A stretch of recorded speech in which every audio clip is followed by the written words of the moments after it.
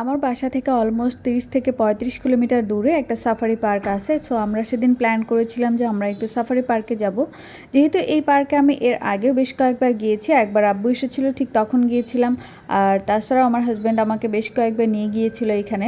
তো আমার যেহেতু ছোটো বোন চলে এসেছে তাই ভাবলাম ওকে নিয়ে এই পার্ক থেকে একবার ঘুরে আসি। আসলে সেই দিন বাইকের একটু প্রবলেম থাকার কারণে আমরা প্ল্যান করেছিলাম আমরা সিএনজিতে করে যাব। বাইক থাকলে হয়তো বা খুব দ্রুতই সেখানে যাওয়া যেত আর তেমন কোনো হ্যাসেলও হতো না। তো আমরা সিএনজিতে করে যাওয়ার জন্য অটোতে করে প্রথমে আমরা স্ট্যান্ডে যাই, আর স্ট্যান্ডে যাওয়ার পর দেখি তেমন কোনো সিএনজি নাই, আর দুই একটা সিএনজি ছিল তারা আসলে যেতে চাচ্ছিল না। আর এত বেশি রাস্তায় যানজট ছিল যে কি বলবো, আমরা ভাবছিলাম যে যেতেই পারবো না। তো তারপরও যেহেতু বের হয়ে গিয়েছে বাসা থেকে তাই ভাবলাম যে রওনা দিয়ে দিই। হোক, অনেক খোঁজাখুঁজির পর আমরা একটা সিএনজি পেয়ে যাই। তো যাওয়ার পরই দেখলাম যে পুরো রাস্তায় আসলে অনেক বেশি যানজট, আর যানজট হওয়ার মেইন কারণ ছিল সেখানে সেদিন একটা অ্যাক্সিডেন্ট হয়েছিল। পাহাড়ি একটা ট্যুরিস্ট গাড়ি খালে পড়ে যাওয়ার কারণে পুরো রাস্তাটায় যানজট ছিল, আর গরমও ছিল অনেক বেশি। তারপরও আমরা আস্তে আস্তে করে সেখানে পৌঁছে যাই।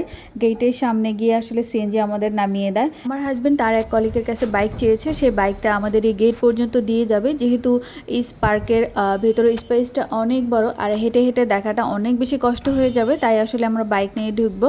আর ওই কারণেই কিন্তু আমরা এখানে অপেক্ষা করছি, যখন বাইক দিয়ে যাবে তারপর কিন্তু আমরা ঢুকবো। নেক্সট ভিডিওতে আমি শেয়ার করব এই পার্কের ভিতরটা কেমন আর কি কি আছে এই পার্কের ভেতর।